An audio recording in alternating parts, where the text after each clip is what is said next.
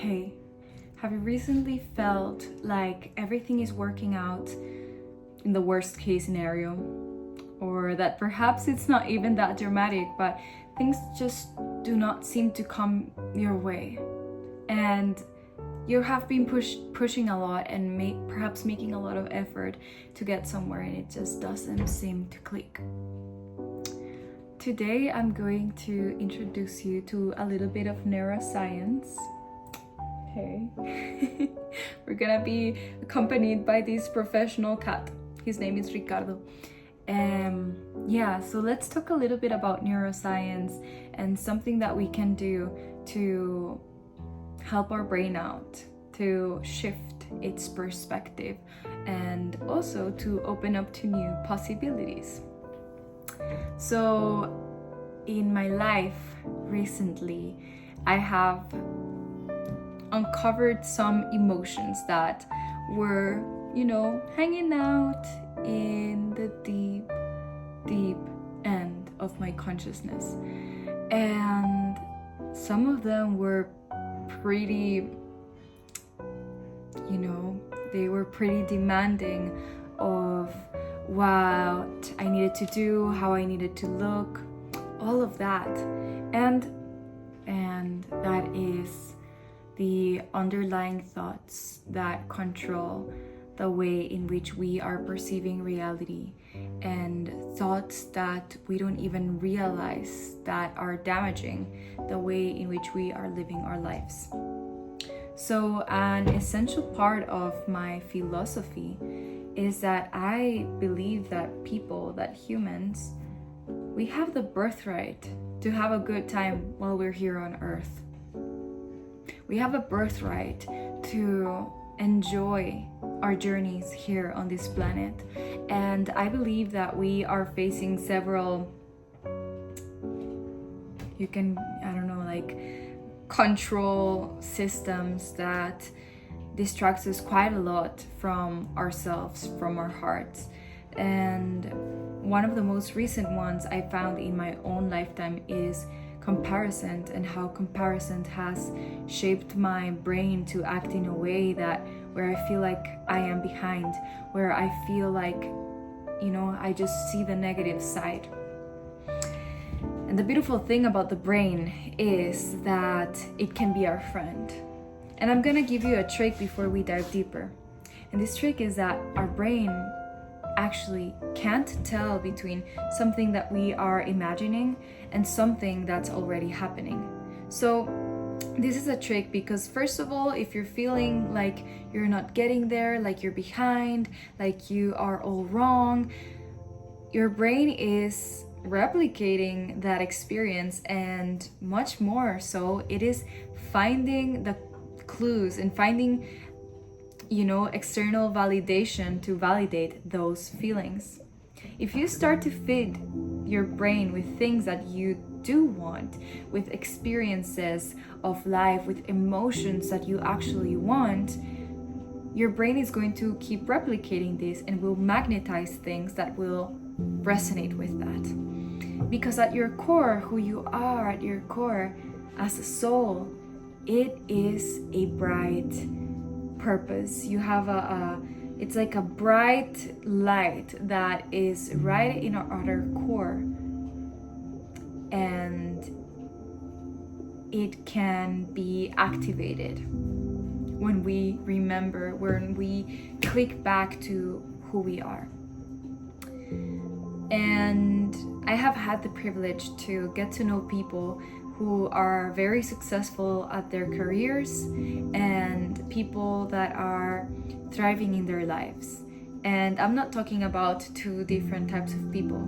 These are like combined people who are literally an embodiment of their desires, and at the same time they're having such a good time.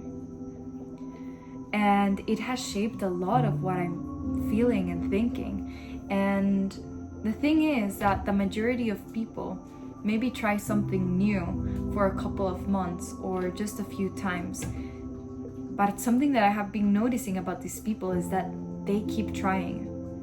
Like their vision is so strong, they believe that it's a possibility. And the thing is that if we're the whole universe, you know, there's a grander part of us, you can call it angel, you can call it guides, that's guiding you towards your journey. And why do I want to come back a few steps at this moment? I just don't want to talk to you about the fluff and, you know, like maybe the out of reach for us right now part of this topic. I want to talk to you about something that you can do today with your brain in order to be a little bit more friendly with your consciousness.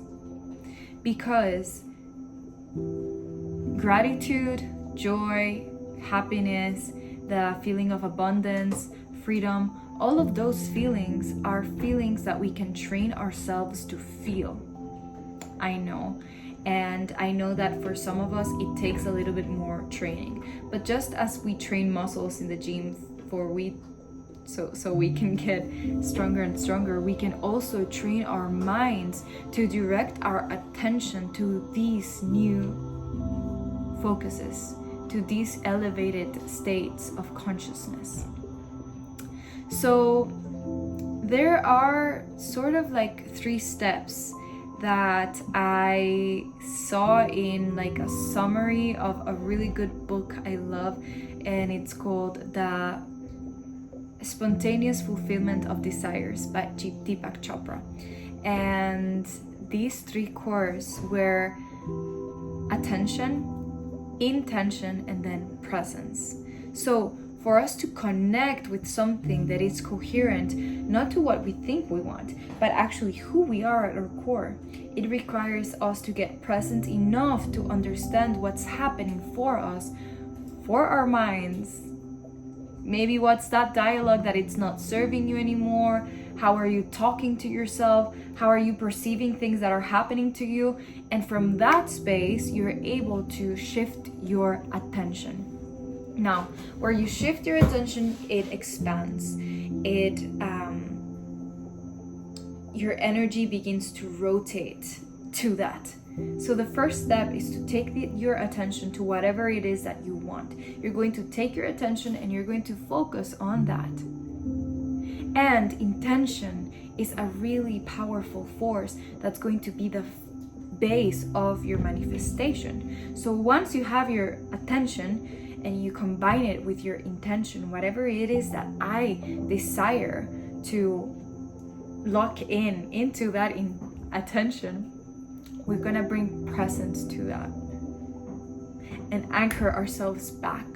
Because for an example, today I was having a meal and it was my breakfast, and you know, I started my day in a very good way, and all of a sudden my grandma lives very near this home, and all of a sudden my grandma came into the house and she saw that my dog peed in the house, and my focus went into what was wrong, and I was cooking my breakfast with all of this happening in the background. So I went and I was outside and there was like this beautiful day, but my brain was like, my grandma was, you know, like checking the pee, like, oh, why do dogs have to be inside of the house? And what does my grandma just need to notice, whatever. Like, you know, my internal dialogue was automatic.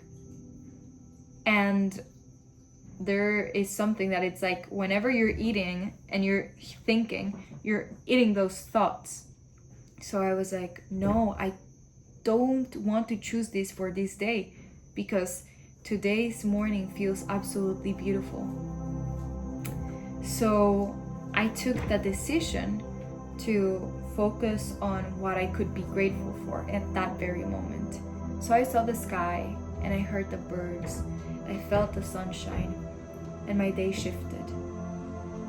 And it becomes easier and easier the more that you practice it. The first times that I was redirecting my focus, I could hear that the background noise was louder and louder and louder.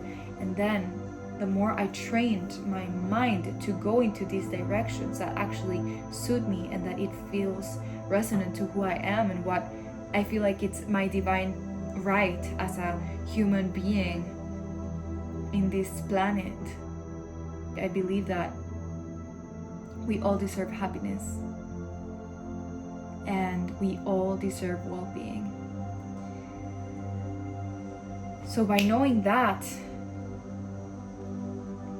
deciding to choose differently is choosing for myself and not for anyone else.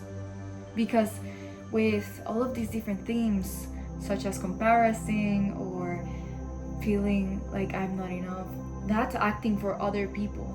That's acting for other people's standpoints or viewpoints about me.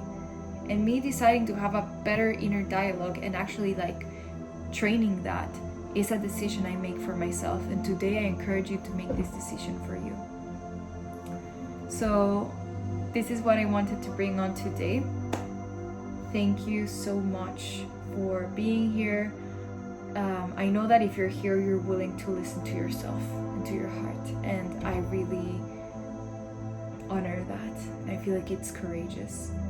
So welcome to this space, and we'll see each other on our next video. Bye bye.